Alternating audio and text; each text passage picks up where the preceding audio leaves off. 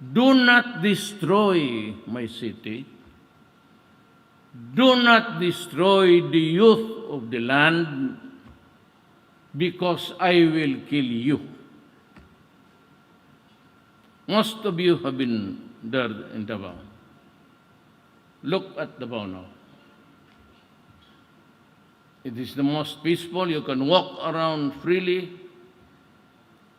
We have hit the economic growth, the highest in the Philippines, 9%. When I was mayor, it was only growing at 2%. I hope that my daughter, who is now the mayor, can maintain the momentum, the economic push for Davao City. You can go anywhere. You have been there. You have seen the place. It's clean. There are no thugs, there are no muggers on the streets, and people can walk around freely.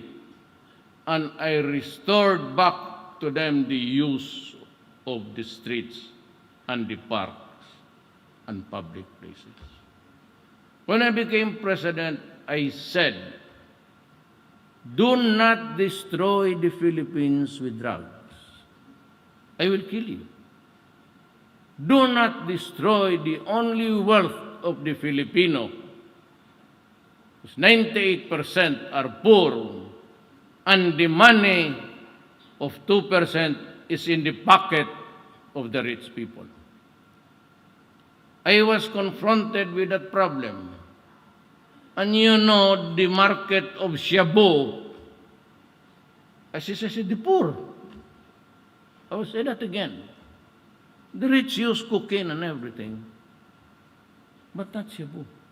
The market of shabu are the poor neighborhoods and communities, because it's cheap. It's cheap to manufacture it, easy to distribute. And that is what is happening in the Philippines today. So if you are a citizen of this country, you saw every day hundreds thousand Filipinos. At the end of the year, they numbered 1,000,003. During the time of Arroyo, I said Santiago was the former general director at that time, and his back, being the chairman of the board of the drugs board, he gave a figure of 3 million. What is really very painful is that when those guys are invited, and you know that, when they get the invitation to come here in my country, it's only the communists, out to disgrace the government and the human rights guys who are mostly also on the left. They only show the number of people killed, allegedly extrajudicial killing. They have not bothered to give the statistics that we have been in narco-politics 6 years ago, although we did not realize it until I became a president. How many mayors, governors were involved? 40% of our barangays, that's the basic unit of the Philippines. The basic political entity starts with the barangay, then a municipality or city, province. They don't bother to show that there were thousands of victims of the drug menace and the crimes that they committed when the monkey rides on their back. When it starts to...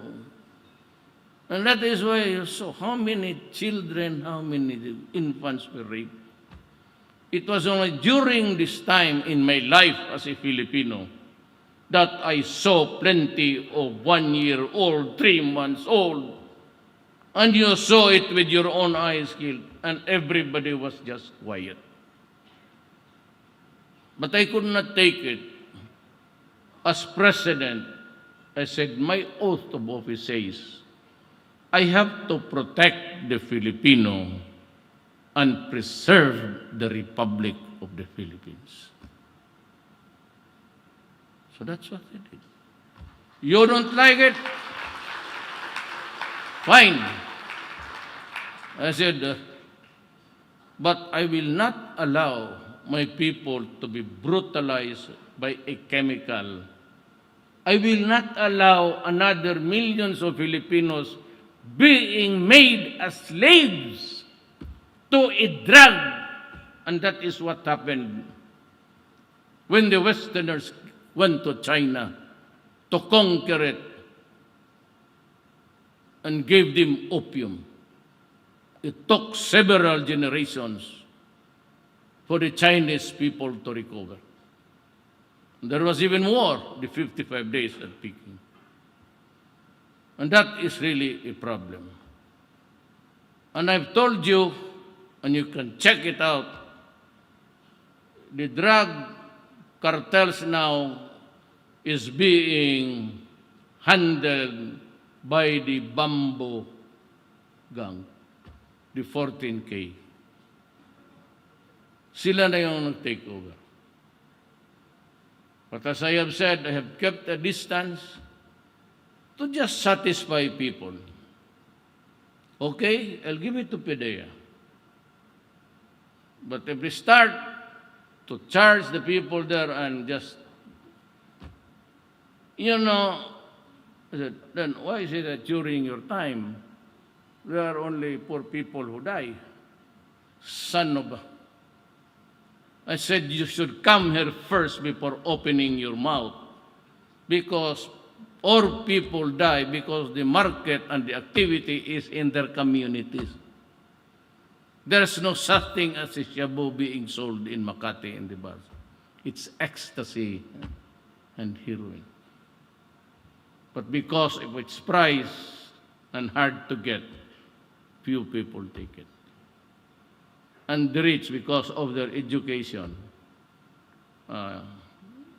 more higher than the ordinary guy on the street, they have this sense of what is dangerous or what is not. Remember that in the siege, I said, of Marawi, it started with the implementation of a warrant to arrest a drug personality there. And when they went to the house to make the arrest, they were met doon sa bridge. Right there and then, all of the policemen died. And the 9 Marines who went there to help also died. On a day, I lost 16 soldiers and policemen. And that is why what pains me is, when you talk about extrajudicial killing, we are not really sure if there is, I said, somebody is proud there, and nobody is a suspect, will say, oh, it's an extrajudicial killing. Why would the police do that? But I would admit that there are son of a bitches, policemen who really, but there is a story behind. That teenagers, Kian, you just wait until the trial begins. I have an information which I said I will not divulge. Let the trial proceed. Murder. And bring out. I told the policeman, you tell me the truth or I'll shoot you. What really happened? So sinabi niya, this is what really happened, sir. But there is story behind it. You know a person if he is into drugs. He's smelly, does not take a bath, does not sleep, and he keeps on grinding his teeth in front of you. So most of the addicts have lost all their teeth there. That's one indication. Yes, Mayor. Oh no, were not using shabu, but eating their teeth at the same time. Now, there was this guy who appeared on TV. I do not want to attribute to any of the particular killings. But if you are there somehow with the network, review it, and you will see the father grinding. So that at that time, I knew somehow there was a different story. But the sensationalism, that is why, when you only begin to count the dead, at least the evil ones, and forget to count the children killed and everything. I have to do this because I have to let you understand. It's being used against me every day. And yet, somebody said, I have retained the 86. Why? Because people know. Alam nila eh. Now, why is it that this SW survey gave me 67, which is still good?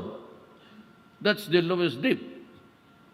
Now, here comes a survey of the Pulse Asia, which says that I am hitting 86, 88.